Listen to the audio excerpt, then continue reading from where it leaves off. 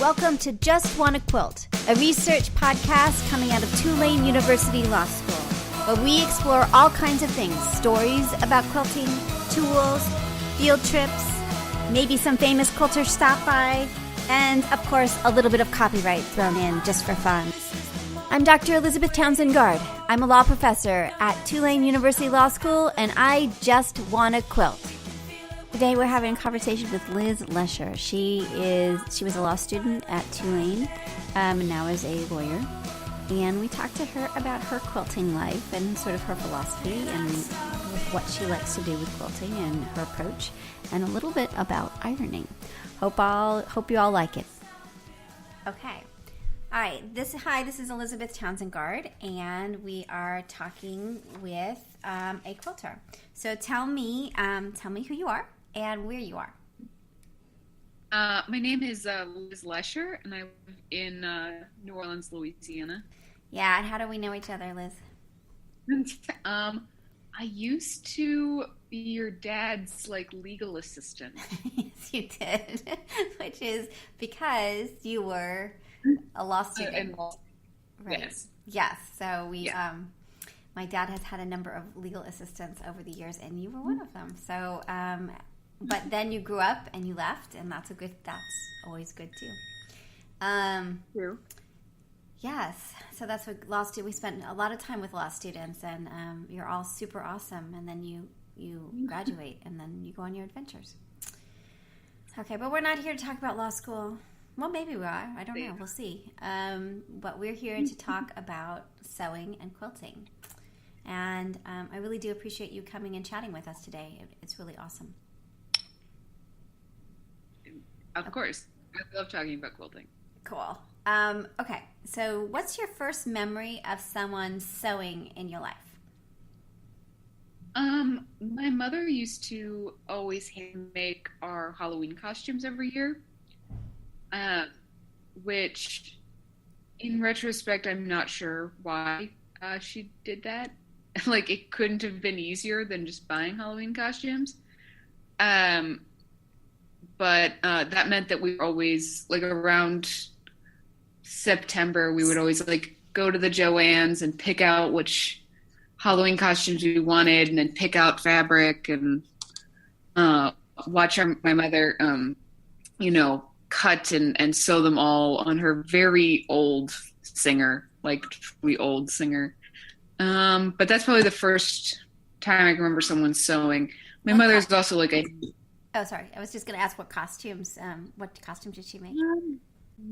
My earliest remembrance is a weird Jesser costume. We were pilgrims. We had a princess costume. There was obviously a witch. Some really standard. I think once my brother was a giant pumpkin. Very cool. Things. My sister was an Oreo cookie once. My mom made her an Oreo cookie outfit, which in retrospect is pretty amazing because my mom wasn't really into artistic stuff. She did a lot of sewing, but yeah, we still have the costume. It's ridiculous. But yeah, she was a double stuffed Oreo cookie for Halloween. I'm not sure why double stuff. It seems weird now. It was the 70s. It was a thing. So. All right, cool. And then I interrupted you. What were you saying more about your mom and sewing? My mother is really a master crocheter, which is why I've never learned to crochet in the slightest, because she has that. She's so good at it. She's complete rubbish at teaching it. She's just just do this thing, and then you watch her hands, and you're like, there's 5 steps happened. I don't know even where to begin. So totally. She was always making blankets, and I was always like, it's magic. It just starts as yarn, ends up as blanket. It's a miracle. That's really interesting. Yeah, my it's funny.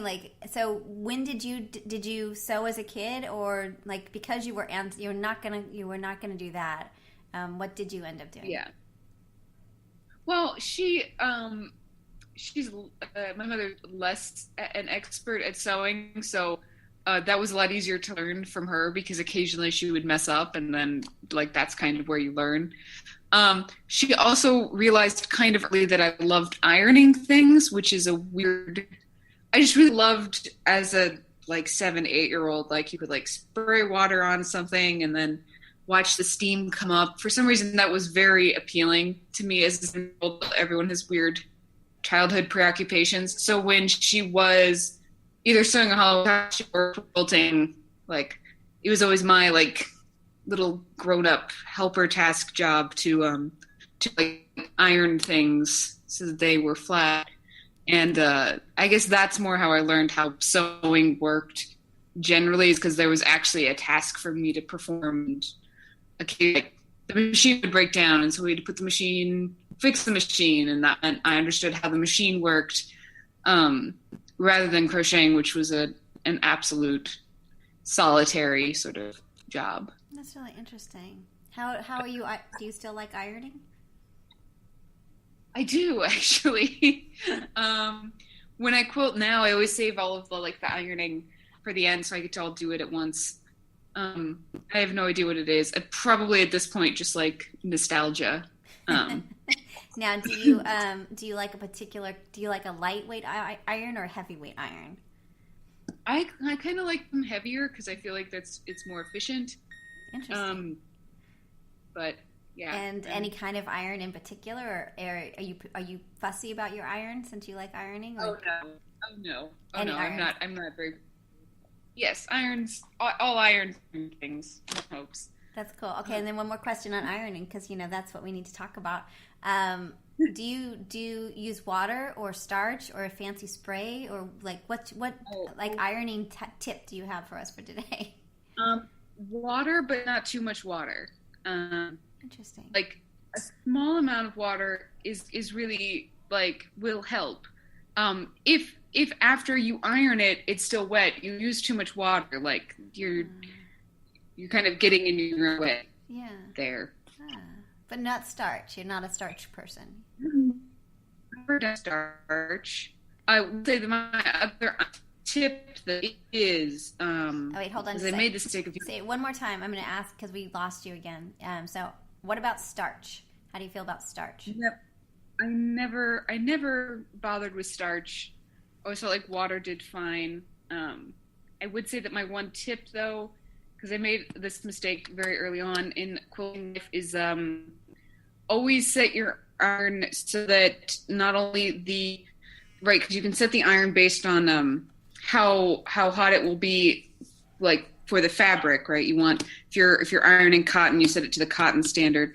But if your thread is short, make sure to overheat. Otherwise, you're going to melt your polyester thread. See, Liz, so try to match them. That's a great tip. Interesting. Because initially I was like, well, this is good, but why? Like I would notice, like the seams had this like weird texture, and then sometimes the iron would have sort of black gum on it, and I realized I was melting the black polyester thread. So that's when I was just like, you know what, cotton thread. We're just going to run with cotton thread. It's better. I like that. Less melting. We're going for less melting in the whole quilting thing. That's good. That's really good. Awesome. Well, there's more to quilting than just irons, I've heard. So, so tell me about your quilting life. When did you start quilting? I made my first quilt, which was a very ambitious project. I started when I was 15. I think I finished it. It would have been before I was 18. Before you were 18? Because I'd love. I didn't quite catch that. Tell me again when you started quilting it. We lost you for just a second. I started quilt when I was about 17, and I finished it, I think, right before I turned 19. Cool.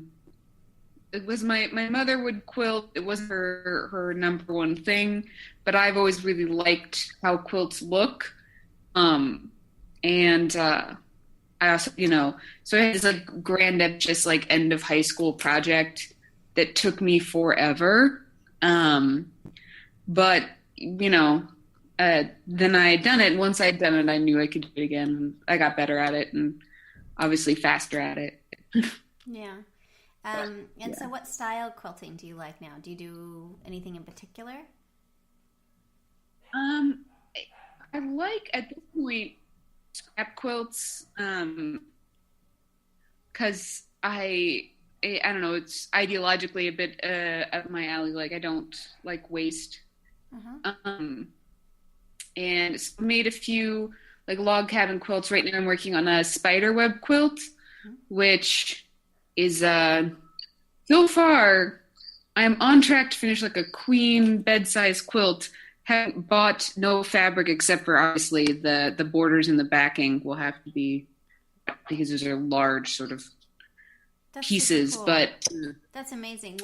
So where do you get most of your fabric from?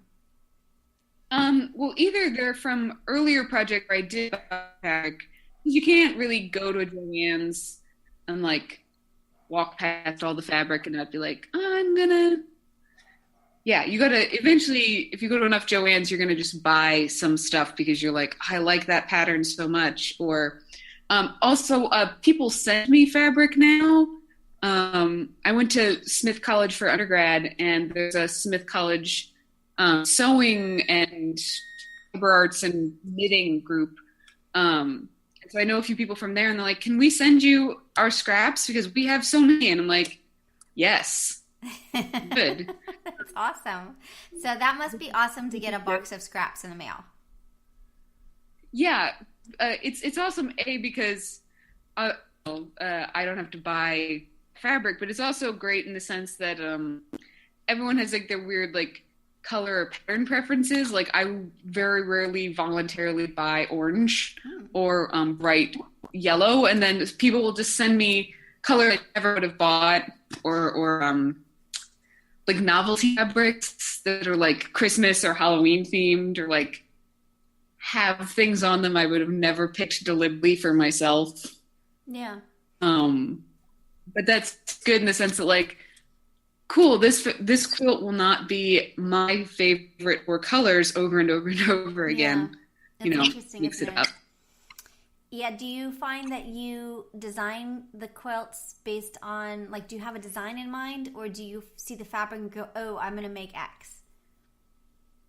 I used to be a lot more particular about like, I want to use these colors and these, I'll use these fabrics for the, the diamond, and I'll use these for the triangle shapes, and it'll all end up looking like this. And now it's much more, I'm doing much more scrap quilting. It's very much like, I think I want to use a one color, and I need it to be about this long and this wide. What do I've got? Okay, I'm using this one. Well, I just used that one, so let me use a different one. It ends up being a lot more fluid, but I would say in the next like 4 or 5 months, I'm going to have all of the piecing done for the one I'm working on now. And then I'll be able to like arrange the sort of blocks in a way that I'm hoping there's sort of a cohesive light and color. Like it doesn't look completely random and thrown together. There will be like a sort of pattern by the end, but it was not deliberately planned out that way. That's interesting. And you said you were making a quilt that was a large quilt. Do you generally make big quilts, or do you make them all different sizes? I would say there's like a real dichotomy between making baby size quilts for baby quilts, which I've made 4 or 5 of in my life, and making like large queen size quilts for like beds. I think I've made any sort of like lap quilts or like small bed quilts. It's only ever very large or very small. That's really interesting. And most of the quilts I've made like baby quilts for friends. Yeah. I find myself, I make odd shaped lap quilts that I don't think anybody's gonna like, but I don't really care. So I've got this new. I know it's really different. It's ridiculous. They are all super ridiculous. But my latest thing is a yard quilt, like